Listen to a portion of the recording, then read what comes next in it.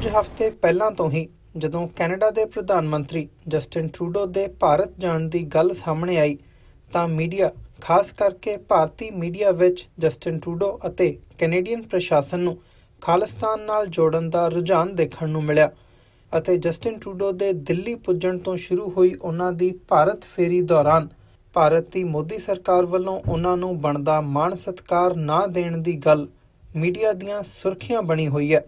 ਇਸ ਸਾਰੇ ਵਰਤਾਰੇ ਦੌਰਾਨ ਭਾਰਤੀ ਅਤੇ ਅੰਤਰਰਾਸ਼ਟਰੀ ਮੀਡੀਆ ਵਿੱਚ ਖਾਲਿਸਤਾਨ ਬਾਰੇ ਵਿਸ਼ੇਸ਼ ਵਿਚਾਰ ਚਰਚਾ ਦੇਖਣ ਨੂੰ ਮਿਲ ਰਹੀ ਹੈ।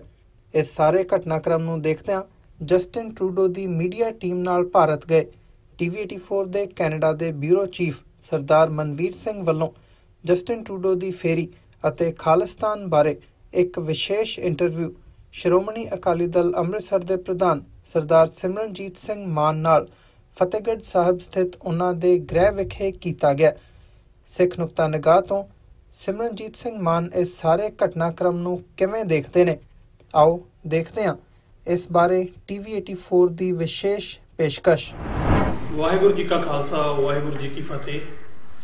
ਅੱਜ ਅਸੀਂ ਤੁਹਾਨੂੰ ਇੱਥੇ ਪੰਜਾਬ ਦੇ ਵਿੱਚ ਕਿਲ੍ਹਾ ਹਰਨਾਮ ਸਿੰਘ, ਫਤਿਹਗੜ੍ਹ ਸਾਹਿਬ, ਸਿੱਖ ਕੌਮ ਦੇ ਜਰਨੈਲ ਸਰਦਾਰ ਸਿਮਰਨਜੀਤ ਸਿੰਘ ਮਾਨ ਹੋਣਾ ਦੇ ਨਿਵਾਸ ਦੇ ਉੱਤੇ ਲੈ ਕੇ ਆਏ ਹਾਂ। ਜਿਵੇਂ ਕਿ ਤੁਹਾਨੂੰ ਪਤਾ ਕਿ ਸਾਡੇ ਕੈਨੇਡਾ ਦੇ ਪ੍ਰਧਾਨ ਮੰਤਰੀ ਰਾਈਟ ਆਨਰੇਬਲ ਜਸਟਿਨ ਟਰੂਡੋ ਅੱਜ ਕੱਲ੍ਹ ਭਾਰਤ ਅਤੇ ਪੰਜਾਬ ਦੇ ਦੌਰੇ ਤੇ ਨੇ।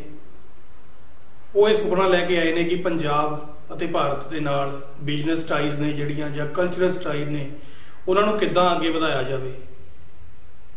ਜਦੋਂ ਅਸੀਂ ਪੰਜਾਬ ਦੀ ਗੱਲ ਕਰਦੇ ਹਾਂ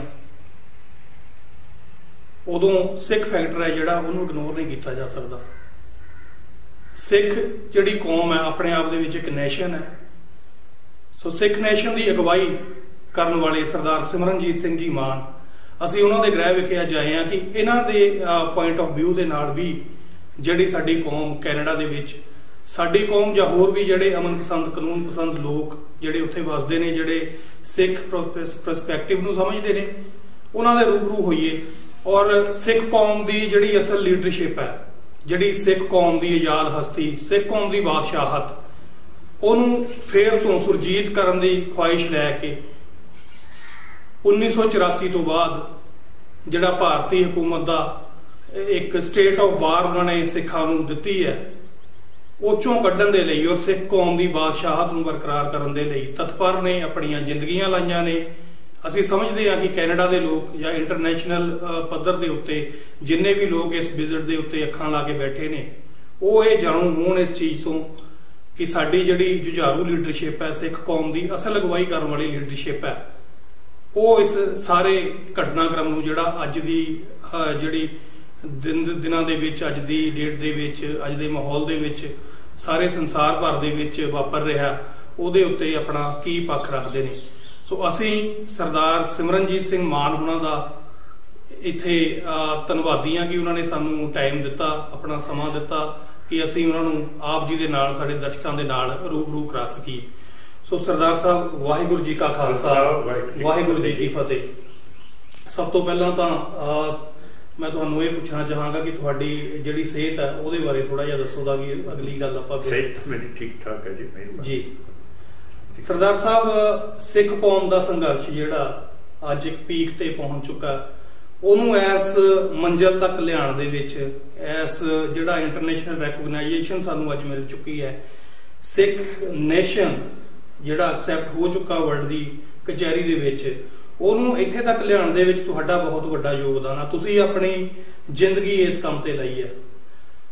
ਕਿਵੇਂ ਮਹਿਸੂਸ ਕਰਦੇ ਹੋ ਅੱਜ ਦੀ ਡੇਟ ਦੇ ਵਿੱਚ ਜਦੋਂ ਸਿੱਖ ਕੌਮ ਦੀ ਬੁਲੰਦੀ ਜਿਹੜੀ ਆ ਇੰਟਰਨੈਸ਼ਨਲ ਪੱਧਰ ਦੇ ਉੱਤੇ ਅੱਜ ਜਿਹੜੀ ਮਕਬੂਲੀਅਤ ਸਿੱਖ ਕੌਮ ਨੇ ਜਿਹੜੀ ਪ੍ਰਾਪਤ ਕੀਤੀ ਆ, ਉਹਦੇ ਵਿੱਚ ਕੀ ਕਮੈਂਟ ਹੈ ਤੁਹਾਡਾ, ਕੀ ਸਮਝਦੇ ਹੋ?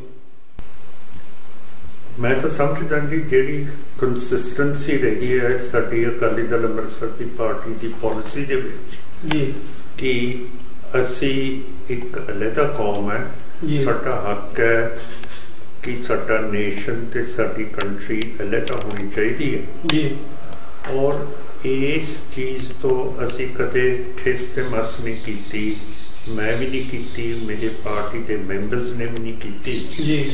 ते असी लगातार संत जरनैल सिंह भिंडरांवाले ने शहादत तो पहला जी बयान दिता सीगा कि जे इंडिया की हुकूमत मिलिट्री अटैक दरबार साहब ते करूगी जी तो खालिस्तान का नींह पत्थर रखा जाऊगा जी। जे उन्होंने शहादत दे के नींह पत्थर रख गए है, असी तिल फुल जो कुछ भी साथों होया है असी उहदे उत्ते इमारत हौली हौली बनाउण लग पे हैं जी। ते अज जे तुसीं समझदे हो कि इंटरनेशनल लेवल के उत्ते साडी गलबात पहुंच गई है जी, तां मैनूं बड़ी खुशी है, मुबारक है सिख कौम नूं जी। क्यों करके सानूं तां पता नहीं लगता, मेरा वीज़ा तो अमेरिका ने भी रोकता है, कैनेडा ने भी रोकता है, यूके ने भी रोकता है जी।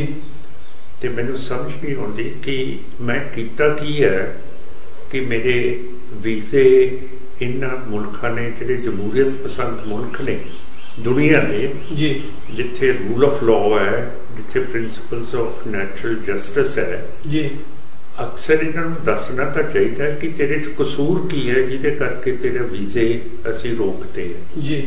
ये इंडिया के कहण दे उत्ते किसी फ्रीडम फाइटर दे वीज़े रोकते ने जी, मैं समझता ये तो जायज़ नहीं है जी। पर तां भी जे तुसीं समझते हो कि साडी आवाज़ इंटरनेशनल पद्धर ते पहुँचती है, सिख कौम नूं मुबारक है। तो कैनेडा का भी ये बहुत बड़ा हथ है, क्योंकि जिन्ने भी साडे सिख उत्थे गए हैं उन्होंने कदे भी इंडियन नैशनैलिटी नूं एक्सैप्ट नहीं किया, बेशक वो गुरुद्वारियां है जिहड़ी दखलअंदाजी इंडिया के डिप्लोमैट्स उत्थे गुरुद्वारियां दिंदे है, सिखां दे धिर बना दिंदे है जी कि जिहड़ा धिर इंडिया दे नाल चल जे उन्होंने वीज़ा दे दिंदे है, उन्होंने गैरंटी करते कि तुहाडी जायदाद सुरक्षित रहूगी इंडिया दे विच ते होर फैसिलिटीज़ दे दिंदे है। जिहड़े नहीं इंडिया की धिर दे नाल चलते जी उन्होंने फिर तंग करते हैं, वीज़ा नहीं देंगे, होर सहूलतां नहीं देंगे, ब्लैक लिस्ट कर देंगे है जी। मेरा कहने का मतलब है कि कैनेडा ते अमेरिका ते यूके ते सारियां जिहड़ियां डेमोक्रेटिक कंट्रीज़ ने वर्ल्ड दियां जी वो रूल ऑफ लॉ दे विच मनदियां, प्रिंसिपल्स ऑफ नैचुरल जस्टिस दे विच मनदियां जी। ते वो सॉवरन पावर्स ने जी। एक इंडिया एक अलहदा पावर उन्हां दे कंट्री दे गुरुद्वारियां दे विच उन्हां दी सॉवरनिटी बादशाही दे विच दखलअंदाजी दे जी। तो मेरा मतलब है कि इस दखलअंदाजी नूं कैनेडा ते अमेरिका जिहड़े जिहड़े मुल्कां च दखलअंदाजी इंडिया की हो रही है जी वो बंद होनी चाहिए है जी। सो इंटरनेशनल पद्धर के उत्ते जे साडा केस पहुँच गया जी तो फिर जिहड़े फ्रीडम फाइटर्स ने पीसफुली वो अपनी गलबात करते हैं जी तो फिर साडे उत्ते पाबंदी क्यों लाई है, सानू रीजनस क्यों नहीं दसदे कि सिमरनजीत सिंह मान तेरे खिलाफ साडे कोले आ हैगा जी कि तेनू तां असीं बैन कीता है जी। पर इंडिया के कहण ते गुरुद्वारियां दे विच भी इंटरफेरेंस होवे, साडे वीज़े भी बंद कर देण जी तो फिर ये जमहूरीयत पसंद मुल्क जी अपनी जमहूरीयत नूं कमज़ोर कर रहा जी। मान साहब यही कारण है कि मैं जिहड़ा PM साहब का ट्रिप है उस निकल के 2 दिन पहला इत्थे आया था कि मैं जिहड़ा सिख व्यू है, सिख लीडरशिप का व्यू है ਉਹਨੂੰ ਅਸੀਂ ਕੈਮਰੇ ਦੇ ਵਿੱਚ ਲੈ ਕੇ ਇਹਨੂੰ ਅੱਗੇ ਫਾਰਵਰਡ ਕਰ ਸਕੀਏ। ਇਹ ਜਿਹੜੇ ਕੌਮ ਦੇ ਅਸਲ ਸਵਾਲ ਨੇ, ਕਿਉਂਕਿ ਇਹ ਜਿਹੜੇ ਰਿਸੀਵ ਕਰਨ ਉੱਥੇ ਟਰੂਡੋ ਸਾਹਿਬ ਨੂੰ ਜਾ ਰਹੇ ਨੇ ਜਾਂ ਉਹਨਾਂ ਦੀ ਵਿਜ਼ਿਟ ਨੂੰ ਜਾ ਰਹੇ ਆ, ਇਹ ਉਹਨਾਂ ਨੇ ਨਹੀਂ ਕਰਨੇ। ਸੋ ਅਸੀਂ ਚਾਹੁੰਦੇ ਆ ਕਿ ਇਹਨਾਂ ਸਵਾਲਾਂ ਨੂੰ ਕੈਮਰੇ ਦੇ ਵਿੱਚ ਬੰਦ ਕਰਕੇ ਅਸੀਂ ਆਪਣੀ ਸਿੱਖ ਕੌਮ ਦੇ ਅੱਗੇ ਵੀ ਆਪਣੇ ਜਿਹੜੇ ਸਿੱਖ ਨੁਮਾਇੰਦੇ ਸਾਨੂੰ ਰਿਪਰੈਜ਼ੈਂਟ ਕਰਦੇ ਨੇ ਬਾਹਰਲੇ ਮੁਲਕਾਂ ਦੇ ਵਿੱਚ ਉਹਨਾਂ ਤੱਕ ਵੀ ਪਹੁੰਚਾਈਏ ਔਰ ਸਰਕਾਰਾਂ ਤੱਕ ਵੀ ਪਹੁੰਚਾਈਏ।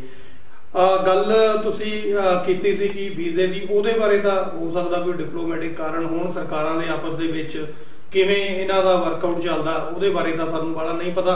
ਪਰ ਇੱਕ ਜਿਹੜੀ ਅਟਲ ਸੱਚਾਈ ਆ ਉਹ ਇਹ ਹੈ ਕਿ ਭਾਰਤ ਤੋਂ ਬਾਅਦ ਜਿੰਨੇ ਵੀ ਲੋਕ ਭਾਰਤ ਦੀ, ਜਿੰਨੇ ਵੀ ਸਿੱਖ, ਮੇਰੇ ਕਹਿਣ ਤੋਂ ਮਤਲਬ ਹੈ ਕਿ ਜਿੰਨੇ ਵੀ ਸਿੱਖ ਭਾਰਤ ਦੀ ਨਕਸ਼ੇ ਦੀ ਕੈਦ ਤੋਂ ਬਾਹਰ ਵੱਸਦੇ ਨੇ, ਉਹ ਸਾਰੇ ਹੀ ਸਰਦਾਰ ਸਿਮਰਨਜੀਤ ਸਿੰਘ ਮਾਨ ਨੂੰ ਆਪਣਾ ਲੀਡਰ ਮੰਨਦੇ ਨੇ। ਬਾਹਰ ਦੇ ਮੁਲਕਾਂ ਦੀਆਂ ਸਰਕਾਰਾਂ ਵੀ ਸਰਦਾਰ ਸਿਮਰਨਜੀਤ ਸਿੰਘ ਮਾਨ ਨੂੰ ਕੌਮ ਦਾ ਲੀਡਰ ਮੰਨਦੀਆਂ ਨੇ। ਇਹੀ ਕਾਰਨ ਹੈ ਕਿ ਜਿਹੜੇ ਬੰਦੇ ਨੂੰ ਤੁਸੀਂ ਜਿਹਨੂੰ ਰੈਫਰੈਂਸ ਕਰਦੇ ਹੋ ਕਿ ਇਹ ਪੋਲੀਟੀਕਲੀ ਇਹਨੂੰ ਖਤਰਾ ਹੈ ਪੰਜਾਬ ਦੇ ਵਿੱਚ, ਉਹਨੂੰ ਉੱਥੇ ਅਸਾਈਲਮ ਮਿਲਦੀ ਹੈ। ਸੋ ਇਹ ਪੱਕਾ ਜਿਹੜਾ ਇਹਦੇ ਚ ਕੋਈ ਦੋ ਰਾਵਾ ਨਹੀਂ ਕਿ ਇੰਟਰਨੈਸ਼ਨਲ ਲੈਵਲ ਦੇ ਉੱਤੇ ਤੁਹਾਨੂੰ ਹੀ ਸਿੱਖ ਕੌਮ ਦਾ ਜਿਹੜਾ ਲੀਡਰ ਹੈ ਉਹਦੀ ਮਾਨਤਾ ਪ੍ਰਾਪਤ ਹੈ। ਹੁਣ ਸਵਾਲ ਮਾਨ ਸਾਹਿਬ ਇਹ ਹੈ ਕਿ ਆਪਾਂ ਗੱਲ ਕੀਤੀ ਆ ਜਿਹੜਾ ਜਸਟਿਨ ਟਰੂਡੋ ਇੱਥੇ ਆਪਣੇ ਫੇਰੀ ਦੇ ਉੱਤੇ ਆਏ ਨੇ, ਜਿਸ ਕਿਸਮ ਦਾ ਉਹਨਾਂ ਦਾ ਪ੍ਰੋਟੋਕਾਲ ਹੋਇਆ, ਜਿਸ ਕਿਸਮ ਦਾ ਉਹਨਾਂ ਨੂੰ ਰਿਸੀਵਿੰਗਸ ਮਿਲੀਆਂ ਨੇ, ਜਿਸ ਕਿਸਮ ਦਾ ਉਹਨਾਂ ਦੇ ਨਾਲ ਵਿਵਹਾਰ ਹੋ ਰਿਹਾ, ਇਹਦੀ ਇੰਟਰਨੈਸ਼ਨਲ ਮੀਡੀਆ ਦੇ ਵਿੱਚ ਵੀ ਕਾਫੀ ਚਰਚਾ ਹੈ ਕਿ ਸਹੀ ਫੋਲੋ ਅਪ ਨਹੀਂ ਕੀਤਾ ਗਿਆ। ਤੁਸੀਂ ਇਹਦੇ ਬਾਰੇ ਕੀ ਕਹਿਣਾ ਚਾਹੁੰਦੇ ਹੋ? ਜਦੋਂ ਵੀ ਕੈਨੇਡਾ ਦਾ ਪ੍ਰਾਈਮ ਮਿਨਿਸਟਰ ਆਉਂਦਾ ਜੀ ਇੱਥੇ, ਜਿਹੜਾ ਇੰਡੀਆ ਹੈ ਇਹ ਠੀਕ ਤਰ੍ਹਾਂ ਉਹਨਾਂ ਦੀ ਆਓ ਭਗਤ ਤੇ ਇੱਜ਼ਤ ਨਹੀਂ ਕਰਦਾ। ਜਦੋਂ ਸੱਜਣ ਸਾਹਿਬ ਤੁਹਾਡੇ ਡਿਫੈਂਸ ਮਿਨਿਸਟਰ ਆਏ ਸੀਗੇ ਜੀ, ਉਹਨਾਂ ਨੂੰ ਇੰਡੀਆ ਨੇ ਗਾਰਡ ਆਫ ਆਨਰ ਮਿਲਟਰੀ ਦਾ ਨਹੀਂ ਦਿੱਤਾ। ਫਿਰ ਅਸੀਂ ਸਟੇਟਮੈਂਟ ਦਿੱਤੀ ਸੀਗੀ ਕਿ ਇਹ ਕਿਉਂ ਨਹੀਂ ਦਿੱਤਾ।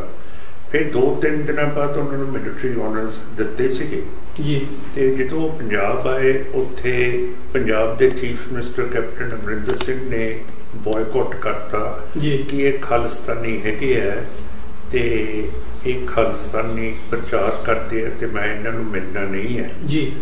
ਉਹ ਦਰਬਾਰ ਸਾਹਿਬ ਗਏ ਤੇ ਉੱਥੇ ਵੀ ਉਹਨਾਂ ਦੀ ਆਓ ਭਗਤ ਨਹੀਂ ਹੋਈ। ਸਾਡੀ ਪਾਰਟੀ ਨੇ ਉੱਥੇ ਜਾ ਕੇ ਬੰਦੇ ਭੇਜੇ ਜੀ ਤੇ ਐ ਦੇਖਣ ਲੱਗਿਆ ਕਿ ਕੋਈ ਸਿੱਖ ਇਹਨਾਂ ਨੂੰ ਮਿਲਣ ਆਏ। ਇੱਕ ਰਾਤ ਵੀ ਆਪਣੇ ਪਿੰਡ ਰਹੇ ਸੱਜਣ ਸਾਹਿਬ ਜੀ, ਉੱਥੇ ਵੀ ਸਾਰੀ ਰਾਤ ਸਾਡੇ ਪਾਰਟੀ ਦੇ ਬੰਦੇ ਜਸਕਰਨ ਸਿੰਘ ਜੀ ਜਨਰਲ ਸੈਕਟਰੀ ਤੇ MP ਸਿੰਘ ਪ੍ਰੋਫੈਸਰ ਸਾਹਿਬ ਇਹ ਸਾਰੇ ਉੱਥੇ ਰਾਤ ਕੱਟੇ ਬਾਹਰ ਜੀ ਕਿ ਇਹ ਦਿਖਾਈਏ ਕਿ ਤੁਸੀਂ ਇੱਥੇ ਜੀ ਆਇਆ, ਅਸੀਂ ਪੰਜਾਬ ਦੇ ਸਿੱਖ ਕਹਿੰਦੇ ਹਾਂ ਤੁਹਾਨੂੰ।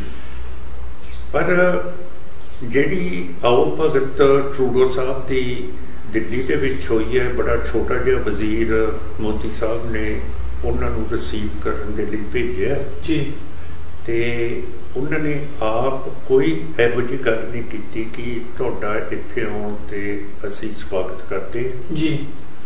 ਇਸੇ ਤਰ੍ਹਾਂ ਪਹਿਲਾਂ ਵੀ ਤੁਹਾਡੇ ਪ੍ਰਾਈਮ ਮਿਨਿਸਟਰ ਆਏ ਸੀਗੇ, ਉਦੋਂ ਮੈਂ ਮੈਂਬਰ ਆਫ ਪਾਰਲੀਮੈਂਟ ਸੀਗਾ। ਉਸ ਵੇਲੇ ਮੈਂ ਵਾਜਪੇਈ ਸਾਹਿਬ ਪ੍ਰਾਈਮ ਮਿਨਿਸਟਰ ਸੀ, ਉਹਨਾਂ ਨੂੰ ਚਿੱਠੀ ਲਿਖੀ ਸੀਗੀ ਜੀ ਕਿ ਤੁਸੀਂ ਠੀਕ ਤਰ੍ਹਾਂ ਕੈਨੇਡਾ ਦੇ ਪ੍ਰਾਈਮ ਮਿਨਿਸਟਰ ਦੀ ਆਓ ਭਗਤ ਨਹੀਂ ਕਰਦੇ, ਸਵਾਗਤ ਨਹੀਂ ਕਰਦੇ, ਜਦਕਿ ਕੈਨੇਡਾ ਨੇ ਤੁਹਾਡੇ ਲਈ ਬਹੁਤ ਕੁਝ ਕੀਤਾ। ਤੁਹਾਨੂੰ ਸਭ ਤੋਂ ਜ਼ਿਆਦਾ ਪਹਿਲੀ ਵਾਰੀ ਕੈਨੇਡਾ ਨੇ ਐਟੋਮਿਕ ਰਿਐਕਟਰ ਦਿੱਤਾ ਹੈ ਜਿਹੜਾ ਤੁਸੀਂ ਬੰਬੇ ਬਹਾਵਾ ਦੇ ਨਾਮ ਦੇ ਉੱਤੇ ਚੱਲ ਰਿਹਾ ਜੀ।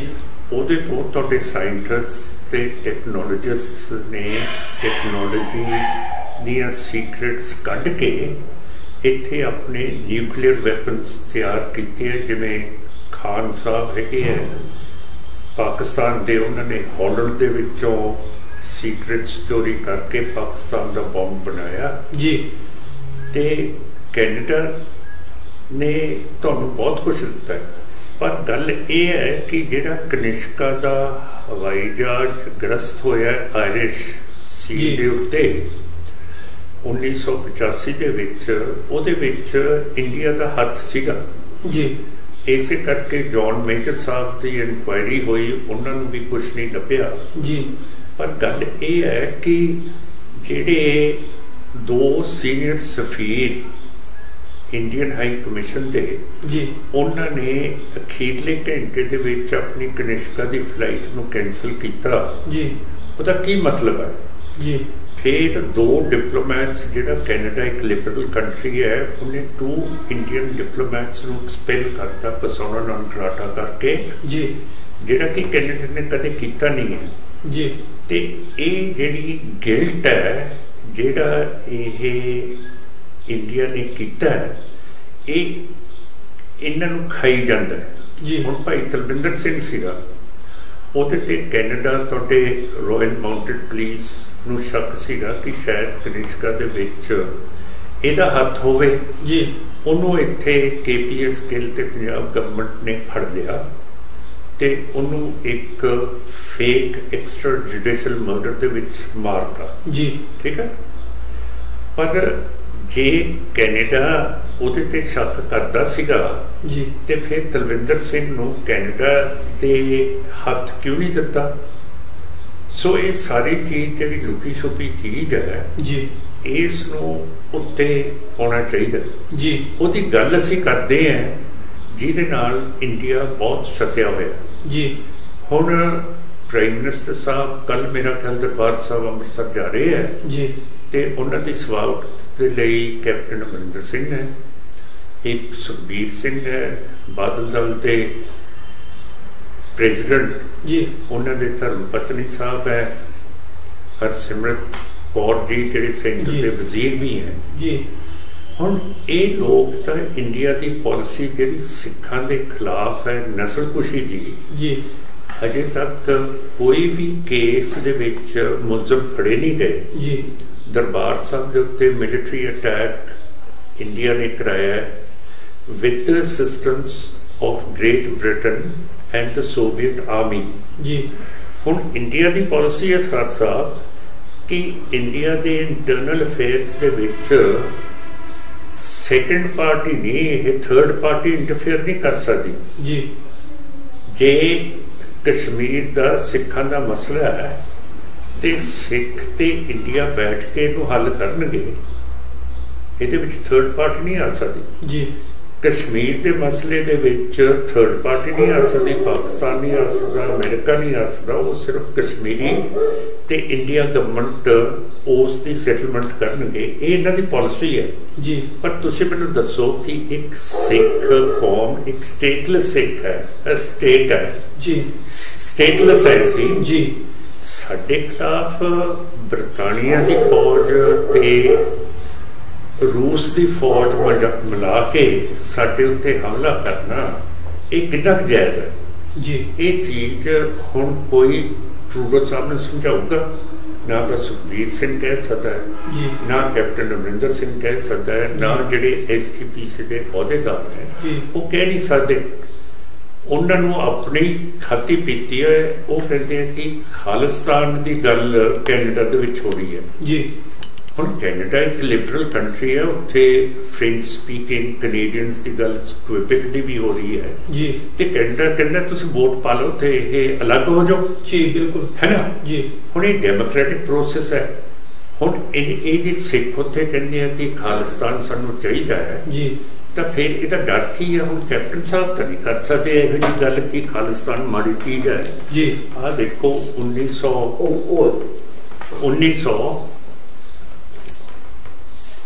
1984 ਦੇ ਵਿੱਚ ਅੰਮ੍ਰਿਤਸਰ ਡੈਕਲੇਰੇਸ਼ਨ ਹੋਈ ਹੈ ਜੀ।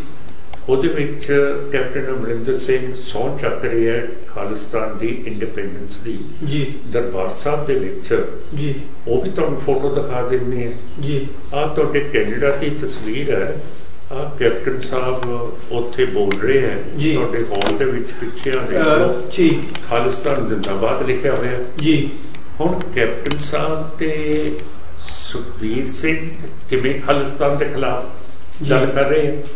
ਬਾਦਲ ਸਾਹਿਬ ਨੇ 1992 ਚ ਜਦੋਂ ਪੁੱਟਰਸ ਘੜੀ UN ਦੇ ਸੈਕਟਰੀ ਜਨਰਲ ਇੰਡੀਆ ਚਾਹੇ ਸੀ ਉਦੋਂ ਇਹਨਾਂ ਨੇ ਲਿਖ ਕੇ ਦਿੱਤਾ ਕਿ ਅਸੀਂ ਅਲੱਗਾ ਮੁਲਕ ਸੈਪਰੇਟ ਸਟੇਟ ਚਾਹੁੰਦੇ ਸਿੱਖਾਂ ਦੀ ਜੀ।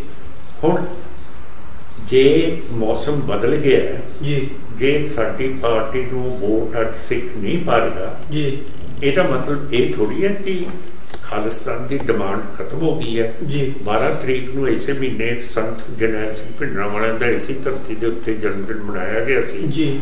ਹਜ਼ਾਰਾਂ ਦੀ ਤਾਦਾਦ ਦੇ ਵਿੱਚ ਲੋਕਾਂ ਨੇ ਦੇਖਿਆ ਹੋਣਾ ਇੱਕ ਬੱਚੇ ਦੇ ਹੱਥ ਦੇ ਵਿੱਚ ਖਾਲਿਸਤਾਨ ਦੇ ਝੰਡੇ ਫੜੇ ਹੋਏ ਜੀ। ਬਿਲਕੁਲ ਹੈ ਜੀ। ਸੋ ਜਿਹੜੀ ਗੱਲਬਾਤ ਇੱਥੇ ਹਿੰਦੂਆਂ ਨੇ ਕਰਨੀ ਹੈ ਜੀ, ਟਰੂਡੋ ਸਾਹਿਬ ਨੂੰ ਕੋਈ ਸਮਝਾ ਨਹੀਂ ਸਕਦਾ ਕਿ ਅਸਲੀ ਗੱਲ ਕੀ ਹੈ। ਹੁਣ ਜਿਹੜੇ ਉੱਥੇ ਰਿਪੋਰਟਰ ਹੈ, ਪ੍ਰੈਸ ਤਾਂ ਸਾਰੀ ਹਿੰਦੂਆਂ ਦੇ ਹੱਥ ਦੇ ਵਿੱਚ ਹੈ ਜੀ।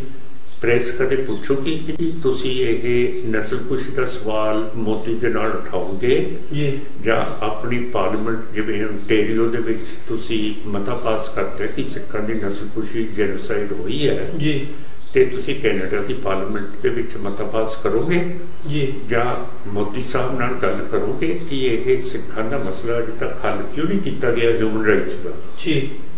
ਜਦੋਂ ਇਹੋ ਜਿਹੀ ਗੱਲ ਪੁੱਛਣੀ ਨਹੀਂ ਤੇ ਨਾ SGPC ਦੇ ਨੁਮਾਇੰਦਿਆਂ ਨੇ ਕੋਈ ਗੱਲ ਸਿੱਖਾਂ ਦੀ ਕਰਨੀ ਹੈ ਕਿ ਆਹ ਦੇਖੋ ਜੀ ਦਰਬਾਰ ਸਾਹਿਬ ਹੈ, ਜੇ ਜਲਿਆਂਵਾਲੇ ਬਾਗ ਦੇ ਵਿੱਚ ਕਿਸੇ ਅੰਗਰੇਜ਼ ਨੂੰ ਪ੍ਰਾਈਮ ਮਿਨਿਸਟਰ ਬਰਤਾਨੀਆ ਨੂੰ ਲੈ ਜਾਂਦੇ ਹੈ ਤੇ हिंदू रिपोर्टर कहते आ देखो जी गोली इधर भी लगी है, इधर भी लगी है, इधर जी, इत्थे तां सारा अकाल तख्त साहब नूं शहीद करता ते ये गल्लां तां होणीआं ही नहीं जी। सो ट्रूडो साहब दा जिहड़ा इह इत्थे आउणा है जी ते सिर्फ सरकारी बंदियां नूं मिल के वापस चले जाना जी, मैं समझदा कि वो सही माहौल सिखां दा जिहड़ा हैगा जी उस नूं वापस नहीं लेके जा रहे। वो तो ये मेरा मतलब जिवें हुण कोई बंदा कैद हुंदा है उस तरह ही सेंटर की सरकार ने हवाई जहाज ते उत्थे ले आउणा जी, उत्थे रिंग्स बने होने हैं सिक्योरिटी के दरबार साहब दे विच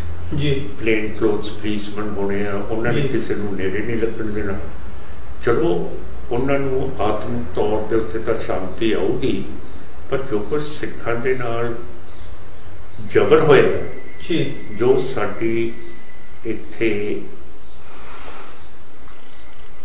दुर्दशा हुई है जी, रोज वॉर की गल हो जाती है कि पाकिस्तान दे नाल करना है, चीन दे नाल करना है, पर सराज साहब ये मैदानी जंग तां पंजाब कोलों सिखां दी जिहड़ी धरती है राजस्थान हिमाचल चंडीगढ़ जम्मू कश्मीर साडी तां कौम दी नस्ल कुशी तां साडी तां नस्ली सफाई कर दूगी एक न्यूक्लियर वॉर जी, ते साडा कोई नुमाइंदा तां दिल्ली दे विच है नहीं गा जिहड़ा ये कोई डिसीजन ले सके कि असी पाकिस्तान ते चीन दे नाल असी लड़ाई नहीं करनी, साडे हित दे विच नहीं है। हुण गल जिहड़ी तुसीं नहीं समझ रहे ये पाकिस्तान ते इंडिया की दुश्मनी नहीं है, ये दुश्मनी हैगी हिंदू ते मुसलमान की जी। गुरु नानक साहब कहते हैं कि सिख ना तो हिंदू है ना मुसलमान है जी, हुण साडी तां दुश्मनी ना मुसलमान नाल है ना साडी हिंदू दे नाल है जी, ते विच असीं आप फस गए। जे हिंदू ते मुसलमान जंग लाउंदा है ते तबाही तां साडी होनी है जी, ਤੇ ਹੁਣ ਸਾਨੂੰ ਵੀ ਤਾਂ ਸਮਝ ਆਉਣੀ ਚਾਹੀਦੀ ਹੈ ਕਿ ਸਾਡੇ ਹਿੱਤ ਦੇ ਵਿੱਚ ਵੌਰ ਹੈ ਨਹੀਂ, ਅਸੀਂ ਪੀਸ ਮੰਗਦੇ ਹਾਂ ਜੀ। ਸਾਡੇ ਜਿਹੜੇ ਸਿੱਖ ਵਸੋਂ ਵਾਲੇ ਇਲਾਕੇ ਹੈ ਇਹਨੂੰ UN ਸਿਕਿਉਰਿਟੀ ਇੱਕ ਬਫਰ ਜ਼ੋਨ ਬਣਾ ਦੇਵੇ ਪਾਕਿਸਤਾਨ ਚੀਨ ਤੇ ਇੰਡੀਆ ਦੇ ਵਿਚਾਲੇ ਜੀ, ਜਿੱਥੇ ਸਾਊਥ ਏਸ਼ੀਆ ਦੇ ਵਿੱਚ ਸਦਾ ਦੇ ਲਈ ਚੈਨ ਦੀ ਬਾਂਸਰੀ ਵੱਜਦੀ ਰਹੇ, ਕੋਈ ਖਤਰਾ ਨਾ ਹੋਵੇ। ਅੱਜ ਸਾਨੂੰ ਸਿੱਖਾਂ ਨੂੰ ਸਭ ਤੋਂ ਜ਼ਿਆਦਾ ਖਤਰਾ ਹੈ ਕਿ ਨਿਊਕਲੀਅਰ ਬੰਬ ਦਾ ਬਟਨ ਇੱਕ ਤਾਂ ਮੁਸਲਮਾਨ ਨੇ ਫੜਿਆ ਹੈ, ਇੱਕ ਹਿੰਦੂ ਨੇ ਫੜਿਆ ਹੈਗਾ ਜੀ, ਤੇ ਫਿਰ ਲੜਾਈ ਇਹਨਾਂ ਦੋਨਾਂ ਦੀ ਹੈ ਤੇ ਮਰ ਅਸੀਂ ਜਾਵਾਂਗੇ। ਤੇ ਇਹ ਤਾਂ ਸਿਆਣਪ ਨਹੀਂ ਹੈ ਨਾ ਕਿ ਸਿਰਫ ਤੁਸੀਂ ਕੈਪਟਨ ਸਾਹਿਬ ਦੀ ਗੱਲ ਸੁਣ ਲਓ, ਸੁਖਬੀਰ ਸਿੰਘ ਦੀ ਸੁਣ ਲਓ, ਉਹਨਾਂ ਦੇ ਘਰ ਵਾਲਿਆਂ ਦੀ ਸੁਣ ਲਓ, जिन्हों ने कहना कि सिमरनजीत ਸਿੰਘ ਮਾਨ ਨੂੰ ਤਾਂ ਵੋਟ ਹੀ ਨਹੀਂ ਪੈਂਦੀ ਜੀ, ਉਹਦੀ ਕੀ ਗੱਲ ਕਰਦੇ ਹੋ ਜੀ, ਹੈ ਨਾ ਜੀ। ਬਿਲਕੁਲ। ਹੁਣ ਇਹੋ ਜੀ ਇੱਕ ਵਾਰ ਮੈਂ ਜਿਹੜੀ ਤਸਵੀਰ ਹੈ ਇਹਦੇ ਬਾਰੇ ਜ਼ਰੂਰ ਆਪਣੇ ਦਰਸ਼ਕਾਂ ਨੂੰ ਦੱਸਣਾ ਚਾਹਾਂਗਾ ਕਿ ਇਹ ਤਸਵੀਰ ਉਸੇ ਗੁਰਦੁਆਰਾ ਸਾਹਿਬ ਦੀ ਹੈ, ਓਨਟਾਰੀਓ ਖਾਲਸਾ ਦਰਬਾਰ ਦੀ, ਜਿੱਥੋਂ ਭਾਰਤੀ ਸਫਾਰਤਖਾਨਿਆਂ ਦੇ ਉੱਤੇ ਪਾਬੰਦੀ ਲੱਗੀ ਹੈ ਗੁਰਦੁਆਰਾ ਦਾ ਪੋਡੀਅਮ ਯੂਜ਼ ਕਰਨ ਦੇ ਉੱਤੇ। ਔਰ ਇਹ ਜਿਹੜੀ ਪਾਬੰਦੀ ਹੈ, ਇਹ ਜਿਹੜਾ ਵੈਨ ਹੈ, ਇਹ ਫਿਰ ਇਸੇ ਗੁਰੂ ਘਰ ਤੋਂ ਸਪਰੈਡ ਹੋ ਕੇ ਸਾਰੇ ਵਰਲਡ ਦੇ ਵਿੱਚ ਫੈਲਿਆ। ਸੋ ਇਹ ਜਿਹੜਾ ਖਾਲਿਸਤਾਨ ਜਿੰਦਾਬਾਦ ਦਾ ਸਲੋਗਨ ਹੈ, ਜਿਹਦੇ ਕਰਕੇ ਅੱਜ ਇਹ ਜਿਹੜੇ ਕੈਨੇਡਾ ਦੀ ਕੈਬਨਿਟ ਦੇ ਵਿੱਚ ਸਿੱਖ ਮੰਤਰੀ ਨੇ ਜਾਂ MPs ਨੇ, ਉਹਨਾਂ ਨੂੰ ਖਾਲਿਸਤਾਨੀ ਕਹਿੰਦੇ ਨੇ। ਇਸ ਪੋਡੀਅਮ ਦੇ ਉੱਤੇ ਅੱਜ ਵੀ ਖਾਲਿਸਤਾਨ ਜਿੰਦਾਬਾਦ ਲਿਖਿਆ ਹੋਇਆ, ਪਿੱਛੇ ਕੰਧ ਦੇ ਉੱਤੇ ਵੀ ਲਿਖਿਆ ਹੋਇਆ, ਔਰ ਇਹ ਕੈਪਟਨ ਸਾਹਿਬ ਵੀ ਉਸੇ ਪੋਡੀਅਮ ਦੇ ਉੱਤੇ ਖੜੇ ਨੇ। ਔਰ ਭਾਰਤ ਦੇ ਮੀਡੀਆ ਦੇ ਵਿੱਚ ਅੱਜ ਤੱਕ ਵੀ ਇਸ ਗੱਲ ਦੀ ਚਰਚਾ ਕਦੀ ਕਿਸੇ ਨੇ ਨਹੀਂ ਕੀਤੀ। ਇਹ ਸਿਰਫ ਸਰਦਾਰ ਹਰਜੀਤ ਸਿੰਘ ਸੱਜਣ ਬਾਰੇ ਹੋ ਸਕਦੀ ਹੈ, ਟਰੂਡੋ ਸਾਹਿਬ ਬਾਰੇ ਹੋ ਸਕਦੀ ਆ। ਆ ਜਿਹੜਾ ਕੈਪਟਨ ਅਮਰਿੰਦਰ ਸਿੰਘ ਉਸੇ ਪੋਡੀਅਮ ਦੇ ਉੱਤੇ ਖੜੇ ਨੇ ਜਿਸ ਨਗਰ ਕੀਰਤਨ ਦੇ ਵਿੱਚ ਟਰੂਡੋ ਸਾਹਿਬ ਸ਼ਾਮਲ ਹੁੰਦੇ ਨੇ, ਉਹਨਾਂ ਦੀ ਇਹਨਾਂ ਨੂੰ ਬਹੁਤ ਤਕਲੀਫ ਹੈ। ਸੋ ਇਹ ਜਿਹੜੀ ਤਸਵੀਰ ਹੈ ਖਾਸ ਕਰਕੇ ਅਸੀਂ ਜ਼ਰੂਰ ਦਿਖਾਣੀ ਚਾਹੁੰਦੇ ਸੀ। ਉਸ ਦੇ ਨਾਲ ਹੀ ਜਿਵੇਂ ਮਾਨ ਸਾਹਿਬ ਨੇ ਦੱਸਿਆ ਕਿ ਇਹਨਾਂ ਨੇ ਕੈਪਟਨ ਸਾਹਿਬ ਨੇ UN ਦੇ ਜਿਹੜੇ ਸੈਕਟਰੀ ਜਨਰਲ ਨੇ ਉਹਨਾਂ ਨੂੰ ਵੀ ਮੈਮੋਰੰਡਮ ਦਿੱਤਾ ਹੋਇਆ ਕਿ ਸਿੱਖਾਂ ਦਾ ਭਾਰਤ ਦੇ ਵਿੱਚ ਕੋਈ ਗੁਜ਼ਾਰਾ ਨਹੀਂ, ਇਹਨਾਂ ਨੂੰ ਅਲੱਗ ਮੁਲਕ ਜਿਹੜਾ ਖਾਲਿਸਤਾਨ ਹੈ ਉਹ ਚਾਹੀਦਾ। ਉਹਦੇ ਉੱਤੇ ਮੇਰਾ ਖਿਆਲ ਬਾਦਲ ਸਾਹਿਬ ਦੇ ਵੀ ਬਾਦਲ ਸਾਹਿਬ ਦੇ ਬੁੱਟਰਸ ਕਲੀ ਦੇ ਦਸਤਖਤ ਹੈਗੇ ਹੈ ਜੀ, ਟੋੜਾ ਸਾਹਿਬ ਦੇ ਹੈ, ਤਲਵੰਡੀ ਸਾਹਿਬ ਦੇ ਹੈ ਜੀ। ਤੁਹਾਨੂੰ ਉਹਨਾਂ ਦੇ ਵੀ ਫੋਟੋ ਲਿਆ ਕੇ ਦਿਖਾਉਂਦੇ ਹੈ ਜੀ ਕਿ ਇਹ ਤਾਂ ਸਾਰੇ ਸਮਝ ਚੱਕੀ ਜਾਂਦੇ ਹੈ। ਇਹ ਅਮਰਿੰਦਰ ਸਿੰਘ ਨੇ ਤਾਂ ਪਹਿਲੀ ਵਾਰੀ ਲੈਣ ਦੇ ਵਿੱਚ ਪਹਿਲੀ ਵਾਰੀ ਅਮਰਿੰਦਰ ਸਿੰਘ ਕਹਿੰਦੇ ਕਿ ਜੀ ਮੈਨੂੰ ਪਹਿਲਾਂ ਸਹੁੰ ਚੁਕਾਓ ਜੀ, ਤੇ ਹੁਣ ਖਾਲਿਸਤਾਨ ਨੂੰ ਐਵੇਂ ਖੰਡਨ ਕਰੀ ਜਾਂਦੇ। ਮੈਂ ਸਮਝ ਨਹੀਂ ਸਕਦਾ ਜੀ ਕਿ ਇੱਕਦਮ ਇਨਸਾਨ ਕਿਵੇਂ ਪਾਵਰ ਲੈਣ ਨੂੰ ਜੀ ਇਸ ਤਰ੍ਹਾਂ ਆਪਣੀ ਜ਼ਮੀਨ ਨੂੰ ਮਾਰ ਦਿੰਦਾ ਹੈਗਾ ਜੀ। ਹੁਣ ਆਹ ਦੇਖੋ, ਇਹ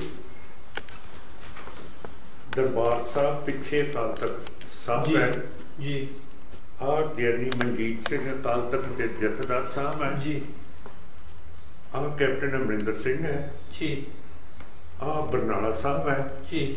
ਆਹ ਸਿਮਰਨਜੀਤ ਸਿੰਘ ਮਾਨ ਹੈ ਜੀ। ਆਹ ਬੱਬਰਾਂ ਦਾ ਕਰਨਲ ਬਾਲਾ ਸਾਹਿਬ ਹੈ ਜੀ। ਆਹ ਮਨਜੀਤ ਸਿੰਘ ਹੈ, ਭਾਈ ਅਮਰੀਕ ਸਿੰਘ ਸ਼ਹੀਦ ਦਾ ਸਕਾ ਭਰਾ ਜੀ। ਆਹ ਤਲਵੰਡੀ ਸਾਹਿਬ ਹੈ ਜੀ। ਆਹ ਟੋੜਾ ਸਾਹਿਬ ਹੈ ਜੀ।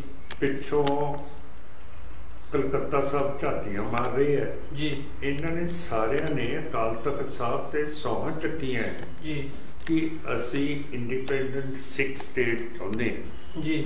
ਹੁਣ ਮੇਰਾ ਮਤਲਬ ਜੇ ਮੁੱਕਰ ਜਾਣ ਤਾਂ ਅਸੀਂ ਕੀ ਕਰੀਏ ਜੀ। ਉਹ ਪੰਜਾਬੀ ਦਾ ਕੀ ਮੁਹਾਵਰਾ ਹੈ ਕਿ ਮੁੱਕਰਿਆ ਤੇ ਮਰਿਆ ਤਾਂ ਪਤਾ ਨਹੀਂ ਕੀ ਇਹ ਕੁਝ ਕਹਿੰਦੇ ਹੈ ਇਹ ਜੀ। ਇੱਥੇ ਮੈਂ ਇੱਕ ਗੱਲ ਦਾ ਜ਼ਿਕਰ ਜ਼ਰੂਰ ਮਾਨ ਸਾਹਿਬ ਕਰਨਾ ਚਾਹਾਂਗਾ ਕਿ ਜਿਹੜੀਆਂ ਗੱਲਾਂ ਤੁਸੀਂ ਕੀਤੀਆਂ ਨੇ, ਜਿਹੜਾ ਕੈਨੇਡਾ ਦੇ ਸਿੱਖ ਅਫੇਅਰਸ ਨੇ ਜਾਂ ਕੈਨੇਡਾ ਦੀ ਅਪਰੋਚ ਹੈ ਸਿੱਖਾਂ ਪ੍ਰਤੀ, ਜਾਂ ਅਸੀਂ ਕੀ ਚਾਹੁੰਦੇ ਹਾਂ, ਜਿੰਨੇ ਵੀ ਕਨਿਸ਼ਕ ਬਾਰੇ ਹੋ ਗਿਆ, ਹਾਦਸੇ ਬਾਰੇ, ਜਾਂ ਸਫਾਰਤਖਾਨਿਆਂ ਦੇ ਉੱਤੇ ਪਾਬੰਦੀ ਲਾਉਣ ਬਾਰੇ ਹੋ ਗਿਆ, ਇਹ ਸਮੇਂ ਸਿਰ ਜਿਹੜੇ ਆਪਣੀ ਪਾਰਟੀ ਸ਼੍ਰੋਮਣੀ ਅਕਾਲੀ ਦਲ ਅੰਮ੍ਰਿਤਸਰ ਦੇ ਕੈਨੇਡਾ ਦੇ ਮੁੱਖ ਨੁਮਾਇੰਦੇ ਨੇ, ਮੁੱਖ ਸੇਵਾਦਾਰ ਨੇ ਸਰਦਾਰ ਸੁਖਵਿੰਦਰ ਸਿੰਘ ਹੰਸਰਾ, ਇਹ PM ਆਫਿਸ ਨੂੰ ਲਗਾਤਾਰਤਾ ਦੇ ਨਾਲ ਚਿੱਠੀਆਂ ਲਿਖਦੇ ਨੇ, ਉਹ ਪਬਲਿਸ਼ ਵੀ ਹੁੰਦੀਆਂ ਨੇ, ਉਹਨਾਂ ਦੇ ਜਵਾਬ ਵੀ ਆਉਂਦੇ ਨੇ। So he is working very well on that point.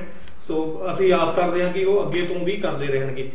ਅਗਲਾ ਮੈਂ ਇਹ ਮਾਨ ਸਾਹਿਬ ਪੁੱਛਣਾ ਚਾਹੁੰਦਾ ਕਿ ਜਦੋਂ ਸਾਡੀ ਗੱਲ ਇੱਥੇ ਤੱਕ ਪਹੁੰਚ ਗਈ ਹੈ, ਹੁਣ ਸਾਡੇ ਦੁਨੀਆ ਦੇ ਵਿੱਚ ਅੱਜ ਅਸੀਂ ਮੁਜ਼ਾਹਰੇ ਵੀ ਕਰਦੇ ਹਾਂ, ਲੌਬਿੰਗ ਜਿਹੜੀ ਆ, ਅਸੀਂ ਪੋਲਿਟਿਕਸ ਦੇ ਵਿੱਚ ਵੀ ਐਕਟਿਵ ਹੈ, ਅਸੀਂ ਸਿੱਖ ਕਾਕਸ ਵੀ ਬਣਾ ਲਈ ਹੈ ਅਮਰੀਕਾ ਦੇ ਵਿੱਚ, ਉਹਦੇ ਵਿੱਚ 50 ਤੋਂ ਵੱਧ ਕੰਗਰਸਮੈਨ ਨੇ।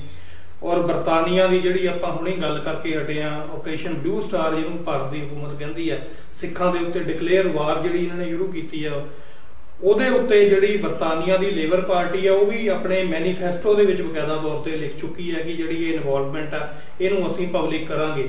ਸੋ ਇਸ ਤੋਂ ਅੱਗੇ ਹੋਰ ਤੁਸੀਂ ਕੀ ਸਮਝਦੇ ਹੋ ਕਿ ਸਿੱਖਾਂ ਨੂੰ ਇਸ ਤੋਂ ਗਾਂਹ ਹੁਣ ਕਿਸ ਸਟੇਜ ਦੇ ਉੱਤੇ ਜਿਹੜੀ ਆਪਣੀ ਲੜਾਈ ਹੈ ਉਹਨੂੰ ਜਿਹੜਾ ਉਹ ਲੈ ਕੇ ਜਾਣਾ ਚਾਹੀਦਾ?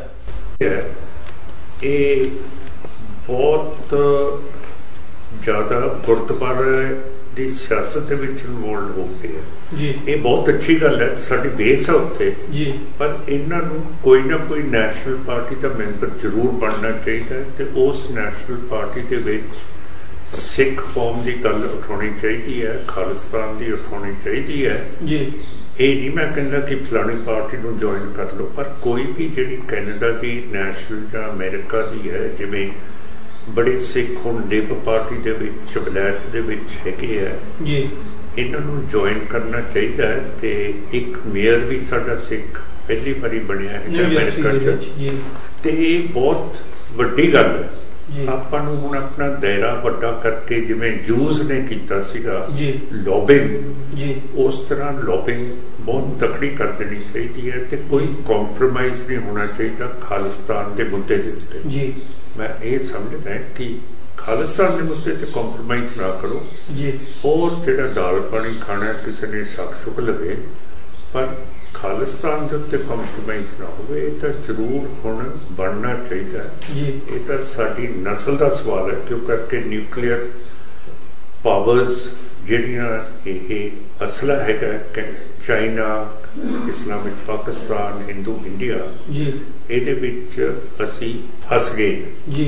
ਤੇ ਜਿੰਨਾ ਚਿਰ ਸਾਡੀ ਬਫਰ ਸਟੇਟ ਨਹੀਂ ਬਣਦੀ, ਜਿੰਨਾ ਚਿਰ UN ਇੱਕ ਕਾਨੂੰਨ ਨਹੀਂ ਪਾਸ ਕਰਦੀ ਕਿ ਜਿਹੜੇ ਸਿੱਖ ਵਸੋਂ ਵਾਲੇ ਏਰੀਆਜ਼ ਹੈ ਉਹਨੂੰ ਨੋ ਫਲਾਈ ਜ਼ੋਨ ਡਿਕਲੇਅਰ ਕਰੇ ਜੀ, ਜਿਹਦੇ ਉੱਤੇ ਕੋਈ ਵੀ ਮਿਲਟਰੀ ਮਿਸਾਈਲ, ਹਵਾਈ ਜਹਾਜ਼ ਜਾਂ ਡਰੋਨ ਉਹ ਸਾਡੀ ਟੈਰੀਟਰੀ ਤੇ ਉਡਾਨ ਨਾ ਭਰ ਸਕੇ ਜੀ। ਇਹ ਫਰਸਟ ਸਟੈਪ ਸਿੱਖਾਂ ਨੂੰ ਜ਼ਰੂਰ ਕਰਨੀ ਚਾਹੀਦੀ ਹੈ ਕਿ ਸਾਡੇ ਜਿਹੜੇ ਸਿੱਖ ਵਸੋਂ ਵਾਲੇ ਏਰੀਆਜ਼ ਹੈਗੇ ਹੈ ਜੀ, ਪੰਜਾਬ, ਹਿਮਾਚਲ, ਚੰਡੀਗੜ੍ਹ, ਹਰਿਆਣਾ, ਰਾਜਸਥਾਨ, ਜੰਮੂ ਕਸ਼ਮੀਰ ਜੀ, ਇਹਨੂੰ ਨੋ ਫਲਾਈ ਜ਼ੋਨ ਡਿਕਲੇਅਰ ਕਰੇ ਯੂਨਾਈਟਿਡ ਨੇਸ਼ਨਸ, ਜਿਵੇਂ ਕੁਰਦਾਂ ਦੀ ਧਰਤੀ ਇਰਾਕ ਤੇ ਇਰਾਨ ਦੇ ਵਿੱਚ ਡਿਕਲੇਅਰ ਕੀਤੀ ਜੀ। ਈਵਨ ਦੋ ਮਾਨ ਸਾਹਿਬ, ਮੈਂ ਇਹ ਗੱਲ ਦਾ ਜ਼ਰੂਰ ਇੱਥੇ ਜ਼ਿਕਰ ਕਰਨਾ ਚਾਹਾਂਗਾ ਕਿ ਜਿਹੜੀ UN ਦੀ ਸਿਕਿਉਰਿਟੀ ਕੌਂਸਲ ਹੈ ਉਹਦੀਆਂ ਰਿਪੋਰਟਸ ਦੇ ਮੁਤਾਬਕ ਵੀ ਇਹ ਜਿਹੜਾ ਸਾਊਥ ਏਸ਼ੀਆ ਆ, ਇਹ ਜਿਹੜਾ ਬਾਰਡਰ ਆ ਇੱਥੇ ਚੀਨ, ਪਾਕਿਸਤਾਨ ਤੇ ਇੰਡੀਆ ਦੀ ਜਿਹੜੀ ਇਹ ਟੈਰੀਟਰੀ ਆ, ਨਿਊਕਲੀਅਰ ਫਲੈਸ਼ ਪੁਆਇੰਟ ਇਹਨੂੰ ਦੱਸਿਆ ਗਿਆ ਕਿ ਅਗਲੀ ਨਿਊਕਲੀਅਰ ਵਾਰ ਜੇ ਹੋਏਗੀ ਤੇ ਇਸ ਟੈਰੀਟਰੀ ਦੇ ਵਿੱਚ ਹੋਏਗੀ। ਇਸ ਹਾਲਤ ਦੇ ਵਿੱਚ ਜਿਹੜੀ ਸਾਡੀ ਸਿੱਖ ਵਸੋਂ ਆ, ਉਹ ਚਾਹੇ ਪਾਕਿਸਤਾਨ ਪੰਜਾਬੀ ਵਸੋਂ ਮੈਂ ਉਹਨੂੰ ਕਹਿ ਦਿਆਂ ਬਰੋਡਰ ਕਰਕੇ, ਕਿ ਉਹ ਚਾਹੇ ਪਾਕਿਸਤਾਨ ਦੇ ਵਿੱਚ ਹੋਵੇ, ਚਾਹੇ ਇੱਧਰ ਭਾਰਤੀ ਗੁਲਾਮ ਪੰਜਾਬ ਦੇ ਵਿੱਚ ਹੋਵੇ, ਉਹਦੀ ਜਿਹੜੀ ਆ ਸਫਾਈ ਹਸਤੀ ਤੋਂ ਮਿਟਣ ਦਾ ਜਿਹੜਾ ਉਹ ਖਤਰਾ। ਸੋ ਇਸ ਲਈ ਹੋਰ ਵੀ ਜ਼ਰੂਰੀ ਬਣ ਜਾਂਦਾ ਕਿ ਸਿੱਖ ਕੌਮ ਦੀ ਜਿਹੜੀ ਖੁੱਸੀ ਹੋਈ ਬਾਦਸ਼ਾਹਤ ਆ ਉਹਨੂੰ ਬਹਾਲ ਕੀਤਾ ਜਾਵੇ। ਸੋ ਆਹ ਦੇਖੋ ਸਾਹਿਬ, ਮੈਂ ਤੁਹਾਨੂੰ ਹੁਣ ਬਾਦਲ ਸਾਹਿਬ ਦੇ ਦਸਤਖਤ ਦਿਖਾ ਦਿੰਦਾ ਜੀ, ਜਿਹੜਾ ਬੁਟਰਸ ਕਲੀ ਜਨਰਲ ਸੈਕਟਰੀ ਜਨਰਲ ਨੂੰ ਦਿੱਤਾ ਸੀ, ਆਹ ਸਰਦਾਰ ਪ੍ਰਕਾਸ਼ ਸਿੰਘ ਦੇ ਦਸਤਖਤ ਹੈ ਜੀ। ਤੁਸੀਂ ਚੰਗੀ ਤਰ੍ਹਾਂ ਕੈਮਰੇ ਨਾਲ ਕਰ ਲਿਓ ਜੀ। ਆਹ ਟੋੜਾ ਸਾਹਿਬ ਦੇ ਹੈਗੇ ਆ ਜੀ, ਇਹ ਤਲਵੰਡੀ ਸਾਹਿਬ ਤੇ ਹੈ ਜੀ। ਇਹ ਸਾਰੇ ਜਥੇਦਾਰ ਹਰਚਰਨ ਸਿੰਘ ਦਿੱਲੀ ਦੇ ਸੀਗੇ ਜੀ। ਆ ਸਾਰੇ ਦੇ ਦਸਤਖਤ ਹੈ ਕਿ ਤੁਸੀਂ ਇੱਥੇ ਮੈਂ ਕਰ ਦਿੰਦਾ, ਤੁਸੀਂ ਜੀ ਖਿੱਚ ਲਿਓ ਜੀ। ਆ ਸਾਰੇ ਦਸਤਖਤ ਇਹ ਮੈਂ ਚਾਹਾਂਗਾ ਕਿ ਇਹਦੀਆਂ ਫੋਟੋ ਕਾਪੀਜ਼ ਵੀ ਜਿਹੜੀਆਂ ਹੋਣ, ਤਾਂ ਕਿ ਅਸੀਂ ਇਹਦੀ ਆਡੀਓ ਫਾਈਲ ਬਣਾ ਕੇ ਤੇ ਵੀਡੀਓ ਫਾਈਲ ਬਣਾ ਕੇ ਵੀ ਅਸੀਂ ਇਹਨੂੰ ਜਿਹੜਾ ਆ ਉਹ ਦੁਨੀਆ ਦੇ ਕੋਲ ਪਹੁੰਚਾ ਸਕੀਏ। ਨਾਮਨਾਮਾ ਜੀ ਜਿਹੜਾ ਅੰਮ੍ਰਿਤਸਰ ਜਿੱਥੇ ਕੈਪਟਨ ਸਾਹਿਬ ਨੇ ਵੀ ਸਹੁੰ ਚੁੱਕੀ ਹੈ, ਇਹ ਵੀ ਤੁਹਾਡੇ ਹੱਥ ਦੇ ਦਿੰਦੇ ਜੀ। ਆ ਲਓ ਪੜੋ। ਸੋ ਇਹ ਸਾਰਿਆਂ ਨੇ ਖਾਲਿਸਤਾਨ ਤੇ ਦਸਤਖਤ ਕੀਤੇ, ਕੋਈ ਇਹਦੇ ਚੋਂ ਬਚਿਆ ਨਹੀਂ ਜੀ। ਹੁਣ ਜੇ ਵਾਪਸ ਹਿੰਦੁਤਵਾ ਦੇ ਵਿੱਚ ਚਲੇ ਜਾਣ, ਅਸੀਂ ਕੁਛ ਕਹਿ ਨਹੀਂ ਸਕਦੇ ਜੀ। ਸੋ ਇੱਕ ਅਹਿਮ ਸਵਾਲ ਹੈ ਸਰਦਾਰ ਸਾਹਿਬ, ਸਵਾਲ ਇਹ ਹੈ ਕਿ ਸਾਰੀ ਕੌਮ ਨੂੰ ਪਤਾ, ਈਵਨ ਦੋ ਅਸੀਂ ਕੈਪਟਨ ਅਮਰਿੰਦਰ ਸਿੰਘ ਦੀ ਵੀ ਗੱਲ ਕੀਤੀ ਹੈ, ਉਹਨਾਂ ਨੇ ਵੀ ਖਾਲਿਸਤਾਨ ਦੇ ਐਲਾਨਨਾਮੇ ਦੇ ਉੱਤੇ ਹਸਤਾਖਰ ਕੀਤੇ, ਬਾਦਲ ਸਾਹਿਬ ਨੇ ਵੀ ਪੰਥ ਚੋਂ ਉਹਨਾਂ ਨੂੰ ਵੈਸੇ ਛੇਕ ਦਿੱਤਾ ਗਿਆ ਸਰਬੱਤ ਖਾਲਸਾ ਵੱਲੋਂ, ਉਹਨਾਂ ਨੇ ਵੀ ਖਾਲਿਸਤਾਨ ਦੀ ਜਿਹੜੀ ਮੰਗ ਹੈ ਉਹਨੂੰ ਜਾਇਜ਼ ਠਹਿਰਾਇਆ। ਹਰ ਇੱਕ ਸਿੱਖ ਵੀ ਇਹ ਮਹਿਸੂਸ ਕਰਦਾ, ਚਾਹੇ ਉਹ ਪੰਜਾਬ ਦੇ ਵਿੱਚ ਹੋਵੇ, ਉਹ ਥੋੜਾ ਜਿਹਾ ਦੱਸਣ ਤੋਂ ਝਿਜਕਦੇ ਨੇ, ਬਟ ਪ੍ਰੋਬਲਮਸ ਦਾ ਉਹਨਾਂ ਨੂੰ ਪਤਾ, ਰੂਟਸ ਦਾ ਪਤਾ ਕਿ ਅਸੀਂ ਗੁਲਾਮ, ਹੋਰ ਇਹ ਧੱਕਿਆਂ ਦਾ ਪਤਾ। ਜਿਹੜਾ ਸਿੱਖ ਹਿੰਦੁਸਤਾਨ ਦੇ ਕੈਦ ਦੇ ਵਿੱਚੋਂ ਬਾਹਰ ਚਲਾ ਜਾਂਦਾ, ਨਕਸ਼ੇ ਦੀ ਕੈਦ ਦੇ ਵਿੱਚੋਂ ਬਾਹਰ ਚਲਾ ਜਾਂਦਾ, ਉਹ ਚਾਹੇ ਆਸਟ੍ਰੇਲੀਆ ਦੇ ਵਿੱਚ ਜਿੰਨਾ ਯੂਥ ਅੱਜ ਸਟੱਡੀ ਬੇਸ ਦੇ ਉੱਤੇ ਗਿਆ, ਜਿੰਨਾ ਯੂਥ ਜਿਹੜਾ ਇੰਗਲੈਂਡ ਦੇ ਵਿੱਚ ਤਾਂ ਖੈਰ ਬਹੁਤ ਦੇਰ ਦੀ ਇਹ ਜਿਹੜੀ ਆ ਲੌਬਿੰਗ ਜਾਂ ਇਹਨੂੰ ਜਾਂ ਇਹਦੀ ਜਿਹੜੀ ਗੱਲ ਆ ਖਾਲਿਸਤਾਨ ਦੇ ਇਸ਼ੂ ਦੀ, ਸਿੱਖ ਇਸ਼ੂ ਦੀ ਚੱਲ ਰਹੀ ਆ। ਕੈਨੇਡਾ ਦੇ ਵਿੱਚ ਕਾਫੀ ਇਹ ਹਾਇਰ ਲੈਵਲ ਦੇ ਉੱਤੇ ਗੱਲ ਹੁੰਦੀ ਹੈ, ਅਮਰੀਕਾ ਦੇ ਵਿੱਚ ਹੁੰਦੀ ਹੈ। ਕਹਿਣ ਦਾ ਭਾਵ ਕਿ ਜਿੰਨੀ ਵੀ ਜਿਹੜੀ ਸਿੱਖ ਪਾਪੂਲੇਸ਼ਨ, ਸਿੱਖ ਡਾਇਸਪੋਰਾ ਜਿਹੜਾ 5 ਮਿਲੀਅਨ ਦੀ ਤਾਦਾਦ ਦੇ ਵਿੱਚ ਭਾਰਤ ਦੇ ਨਕਸ਼ੇ ਦੀ ਕੈਦ ਤੋਂ ਬਾਹਰ ਰਹਿੰਦਾ, ਉਹ ਇਸ ਗੱਲ ਬਾਰੇ ਖੁੱਲ ਕੇ ਗੱਲ ਕਰਦੇ ਨੇ। ਪਰ ਪੰਜਾਬ ਦੇ ਵਿੱਚ ਹਜੇ ਵੀ ਇੱਕ ਡਰ ਦਾ ਮਾਹੌਲ, ਕਿਉਂਕਿ ਖਾਲਿਸਤਾਨ ਨੂੰ ਜੇ ਅਸੀਂ ਡਿਸਕ੍ਰਾਈਬ ਕਰਨਾ ਹੋਵੇ, ਜੇ ਅਸੀਂ ਕੈਨੇਡਾ ਦੇ ਵਿੱਚ ਰਹਿੰਦਿਆਂ ਹੋਇਆ ਜੇ ਕਿਊਬੈਕ ਦੀ ਆਜ਼ਾਦੀ ਦੀ ਕੋਈ ਗੱਲ ਕਰਦਾ, ਜਾਂ ਇੰਗਲੈਂਡ ਦੇ ਵਿੱਚ ਰਹਿੰਦਿਆਂ ਹੋਇਆ ਸਕਾਟਲੈਂਡ ਦੀ ਆਜ਼ਾਦੀ ਦੀ ਕੋਈ ਗੱਲ ਕਰਦਾ, ਇਹ ਸਿਰਫ ਇੱਕ ਡਿਸਕਸ਼ਨ ਦਾ ਵਿਸ਼ਾ ਹੁੰਦਾ। ਡਿਸਕਸ਼ਨ ਇਹ ਹੁੰਦੀ ਹੈ ਕਿ ਤੁਹਾਨੂੰ ਕੀ ਪ੍ਰੋਬਲਮਸ ਨੇ, ਕਿਹੜੀਆਂ ਤੁਹਾਡੀਆਂ ਇੱਧਰ ਸੋਲਵ ਹੁੰਦੀਆਂ, ਕਿਹੜੀਆਂ ਨਹੀਂ, ਤੇ ਤੁਸੀਂ ਕੀ ਕਰਨਾ, ਨਾਲ ਰਹਿਣਾ ਜਾਂ ਨਹੀਂ ਰਹਿਣਾ। ਪਰ ਕੀ ਕਾਰਨ ਹੈ ਕਿ ਪੰਜਾਬ ਦੇ ਵਿੱਚ ਇਹ ਗੱਲ ਕਰਨੀ ਹੀ ਗੁਨਾਹ ਹੋ ਗਈ ਹੈ? ਇਸ ਗੱਲ ਦੇ ਉੱਤੇ ਮੂੰਹ ਲਫ਼ਜ਼ ਕੱਢਣਾ ਹੀ ਜਿਹੜਾ ਉਹ ਦੇਸ਼ ਧਰੋਹ ਦਾ ਸਬੱਬ ਬਣ ਜਾਂਦਾ। ਇਹਦੇ ਬਾਰੇ ਤੁਸੀਂ ਕੀ ਸਮਝਦੇ ਹੋ ਕਿ ਸਿੱਖਾਂ ਨੂੰ ਇਸ ਡਰ ਦੇ ਵਿੱਚੋਂ ਕਿਵੇਂ ਬਾਹਰ ਕੱਢਿਆ ਜਾਵੇ, ਜਾਂ ਸਿੱਖਾਂ ਨੂੰ ਕਿਵੇਂ ਇਸ ਡਰ ਦੇ ਵਿੱਚੋਂ ਬਾਹਰ ਆਉਣਾ ਚਾਹੀਦਾ? ਤੁਹਾਡੇ ਸਾਹਮਣੇ ਫੋਟੋਆਂ ਦਿਖਾਉਂਦੀਆਂ ਕਿ ਖਾਲਿਸਤਾਨ ਦੀਆਂ 100 ਚੱਕੀਆਂ ਇਹਨਾਂ ਨੇ ਜੀ, ਹੁਣ ਮੁੱਕਰ ਗਏ ਆ ਜੀ। ਤੇ ਹਿੰਦੂਤਵ ਦਾ ਡਰ ਇਹਨਾਂ ਦੇ ਮਨ ਦੇ ਵਿੱਚ ਪੈ ਗਿਆ ਜੀ, ਤੇ ਅੱਜ ਸਿੱਖ ਵੋਟ ਵੀ ਆਪਣੀ ਜ਼ਮੀਨ ਨਾਲ ਨਹੀਂ ਪਾ ਰਿਹਾ। ਆਮ ਆਦਮੀ ਪਾਰਟੀ ਜਿਹੜੀ ਹਿੰਦੂਤਵ ਦੀ ਪਾਰਟੀ ਹੈ, ਬੀਜੇਪੀ ਨੂੰ, ਬਾਦਲ ਨੂੰ ਤੇ ਕਾਂਗਰਸ ਨੂੰ ਪਾ ਰਿਹਾ ਜੀ। ਮੇਰਾ ਕਹਿਣ ਦਾ ਮਤਲਬ ਹੈ ਕਿ ਇੰਨਾ ਡਰ ਪੈਦਾ ਹੋ ਗਿਆ ਹੈ ਜੀ ਕਿ ਸਿੱਖ ਆਪਣੀ ਜ਼ਮੀਨ ਦੇ ਨਾਲ ਵੋਟ ਹੀ ਨਹੀਂ ਪਾ ਰਹੇ ਜੀ। ਤੇ ਜਿਹੜੀਆਂ ਚੀਜ਼ਾਂ ਅਜੇ ਤੱਕ ਇੰਡੀਆ ਨੇ ਨਹੀਂ ਕੀਤੀਆਂ, ਸਾਡੀ ਜੈਨੋਸਾਈਡ ਦਾ ਜਾਂ ਹੋਰ ਹੈ, ਤਾਂ ਇਹ ਜਿਹੜਾ ਡਰ ਹੈ ਇਹ ਕਿਵੇਂ ਕੱਢਿਆ ਜਾਵੇ?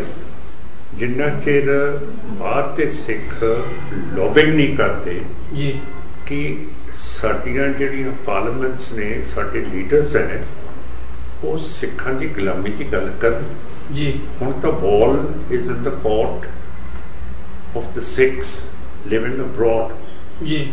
We have done as much as we can and we have suffered for it, but now the ball is in the court of the Sikhs who live abroad in free countries like Canada, America, Australia, New Zealand, Europe and UK.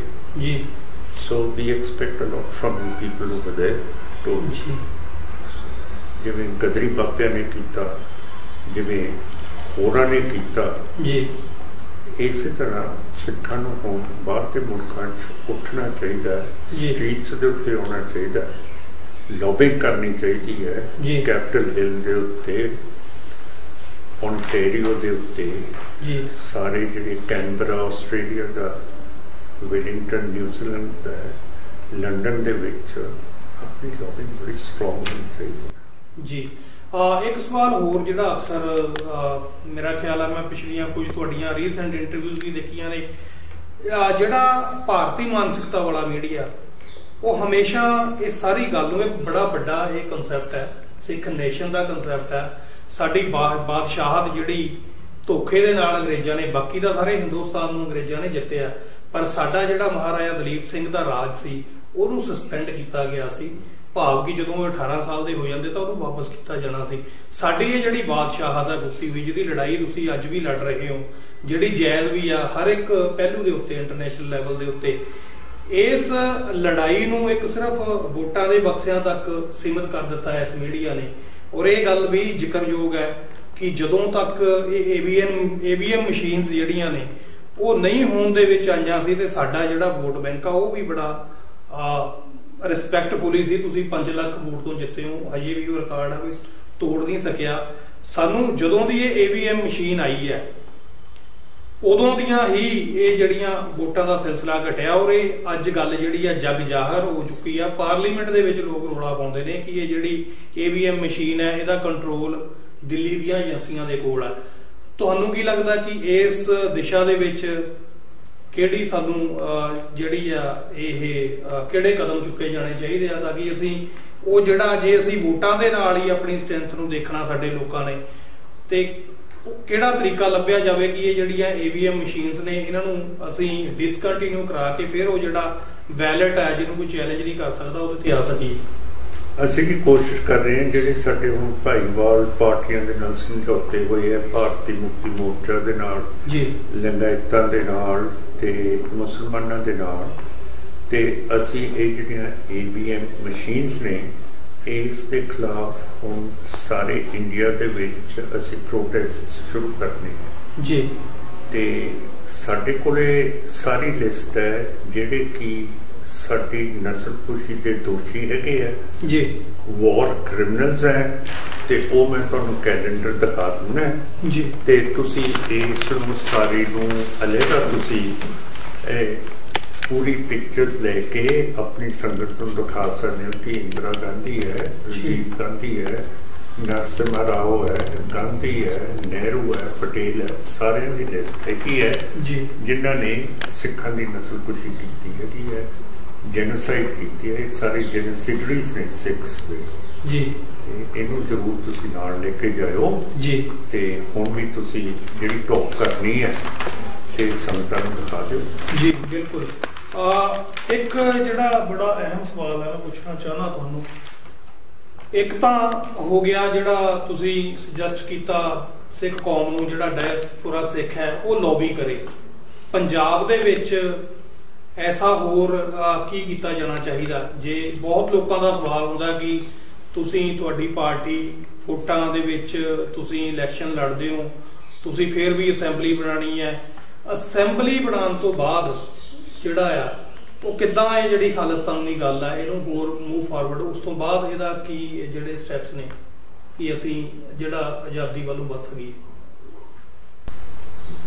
ਇਹ ਤਾਂ ਜੀ ਸਾਡੀ ਸਿੱਖ ਕੌਮ ਨੂੰ ਪਤਾ ਹੋਣਾ ਚਾਹੀਦਾ ਹੈ, ਇਹਦੀ ਪਬਲਿਸਿਟੀ ਹੋਣੀ ਚਾਹੀਦੀ ਹੈ ਕਿ ਸਾਨੂੰ ਦਬਾਇਆ ਗਿਆ, ਜਿਹੜੀ ਕੌਮ ਨੂੰ ਦਬਾਇਆ ਜਾਣਾ ਹੁੰਦਾ ਹੈ ਉਹਦੇ ਉੱਤੇ ਇੱਕ ਤਾਂ ਟੈਰਰਿਜ਼ਮ, ਸਟੇਟ ਟੈਰਰਿਜ਼ਮ, ਦਹਿਸ਼ਤਗਰਦੀ ਫੈਲਾ ਦਿੱਤੀ ਹੈ ਜੀ। ਦੂਜਾ ਉਸ ਨੂੰ ਪੜ੍ਹਾਈ ਲਿਖਾਈ ਤੋਂ ਵਾਂਝਾ ਕਰ ਦੇਣਾ ਪੈਂਦਾ ਹੈ। ਜਿਵੇਂ ਸਾਡੇ ਪਿੰਡਾਂ ਦੇ ਵਿੱਚ ਹੁਣ ਸਕੂਲ ਹੀ ਹੈ ਨਹੀਂ, ਮਾਸਟਰ ਹੀ ਨਹੀਂ ਜਾਂਦੇ ਉੱਥੇ, ਤੇ ਸਾਡੇ ਬੱਚੇ ਪੜ੍ਹੇ ਲਿਖੇ ਬਾਹਰ ਹੀ ਨਹੀਂ ਆ ਰਹੇ ਜੀ। ਤੇ ਇਹ ਜਿਹੜੀ ਚੀਜ਼ ਇੰਡੀਆ ਨੇ ਕੀਤੀ ਹੈ ਕਿ ਸਾਡੇ ਵਿੱਚ ਭੈ ਭਾਤ ਹੈ, ਸਾਡੀ ਐਜੂਕੇਸ਼ਨ ਬੰਦ ਕਰਤੀ ਹੈ, ਇਹ ਬਹੁਤ ਵੱਡੀ ਅਸਰ ਪਾ ਰਹੇ ਹੈ ਸਾਡੀ ਆਜ਼ਾਦੀ ਦੇ ਉੱਤੇ ਤੇ ਸਾਡੀ ਮਾਨਸਿਕਤਾ ਦੇ ਉੱਤੇ ਜੀ।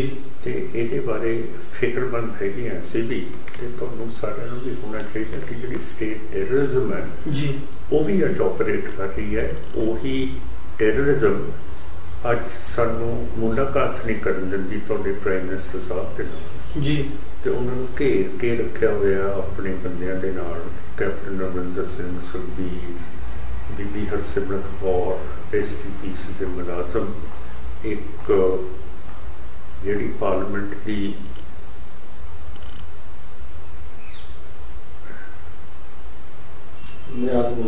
ਮਿਆਦ ਖਤਮ ਹੋ ਗਈ ਹੈ ਜੀ, ਉਹ ਜੇ ਪਾਰਲੀਮੈਂਟ ਸਾਡੇ ਉੱਤੇ STPC ਬਿਠਾਈ ਗਈ ਜੀ।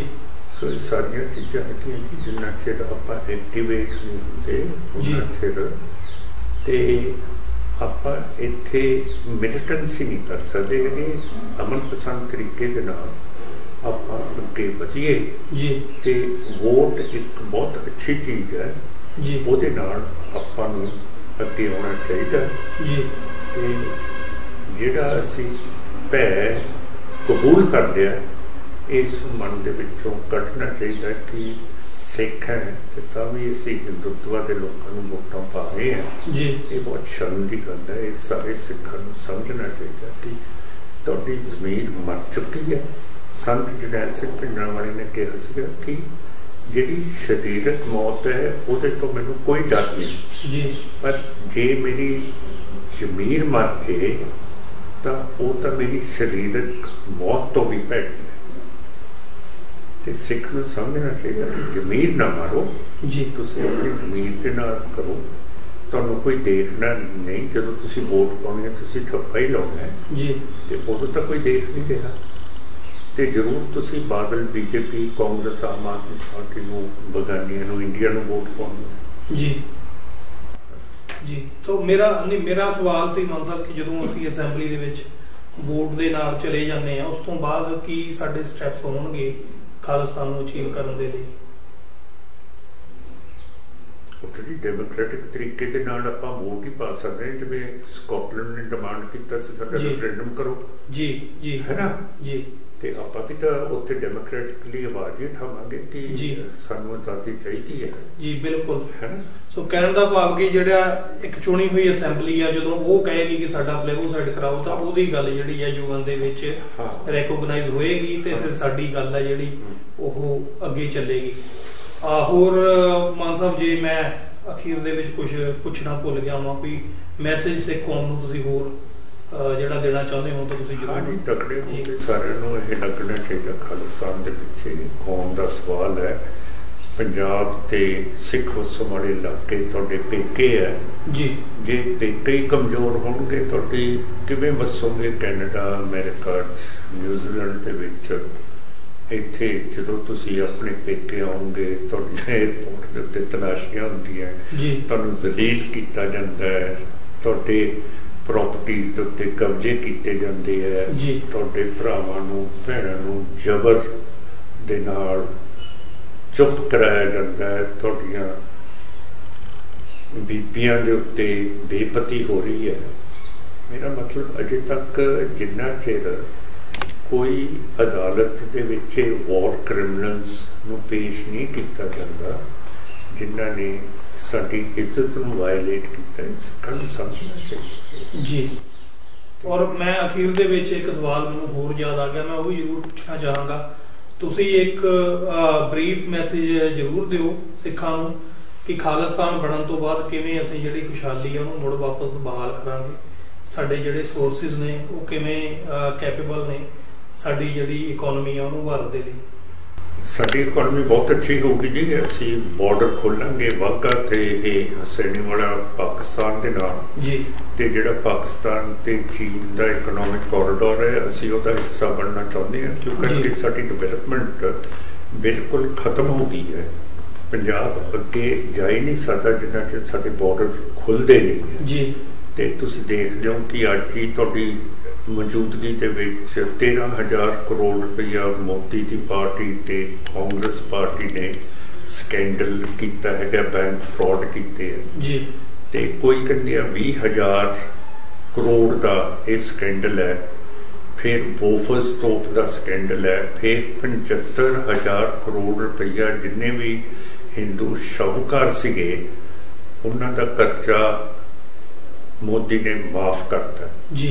ਜੇ ਇਹੀ ਪੈਸਾ ਸਾਡੇ ਜਿਹੜੇ ਕਿਸਾਨ ਹੈਗੇ ਆ, ਕਿਸਾਨ ਮਜ਼ਦੂਰ ਹੈ, ਇਹਨਾਂ ਦਾ ਅਸੀਂ ਕਰਜ਼ਾ ਲਾ ਦਿੰਦੇ ਜੀ ਤਾਂ ਸਾਡੀਆਂ ਖੁਦਕਸ਼ੀਆਂ ਨਹੀਂ ਸੀ ਹੋਣੀਆਂ ਜੀ, ਵਧੀਆ ਇਹਨਾਂ ਦੀ ਜ਼ਿੰਦਗੀ ਹੋਣੀ ਸੀਗੀ। ਸਾਡੀ ਡਾਇਟ ਖਤਮ ਹੋ ਗਈ ਹੈ, ਕੋਈ ਪ੍ਰੋਟੀਨ ਹੈ ਨਹੀਂ ਕਿ ਸਾਡੀ ਡਾਇਟ ਦੇ ਵਿੱਚ, ਤੇ ਸਾਡੇ ਬੱਚੇ ਨੌਜਵਾਨ ਫਿਜ਼ੀਕਲੀ ਤੇ ਮੈਂਟਲੀ ਉਹ ਗਰੋ ਨਹੀਂ ਕਰ ਸਕਦੇ ਜਿਨ੍ਹਾਂ 'ਚ ਸਾਡੀ ਡਾਇਟ ਨਹੀਂ ਹੈਗੀ। ਪੈਸਾ ਹੀ ਖਤਮ ਹੋ ਗਿਆ, ਖੁਦਕਸ਼ੀਆਂ ਤੇ ਆ ਗਏ ਆ ਜਦੋਂ ਸਿੱਖ, ਤੇ ਇਹ ਤਾਂ ਬਹੁਤ ਬੇਇੱਜ਼ਤੀ ਦੀ ਗੱਲ ਹੈ ਜੀ। ਸੋ ਬਿਲਕੁਲ ਮਾਨ ਸਾਹਿਬ, ਬਹੁਤ ਗੱਲਾਂ ਤੁਹਾਡੀਆਂ ਜਿਹੜੀਆਂ ਦਿਲ ਨੂੰ ਟੁੰਬਣ ਵਾਲੀਆਂ ਨੇ।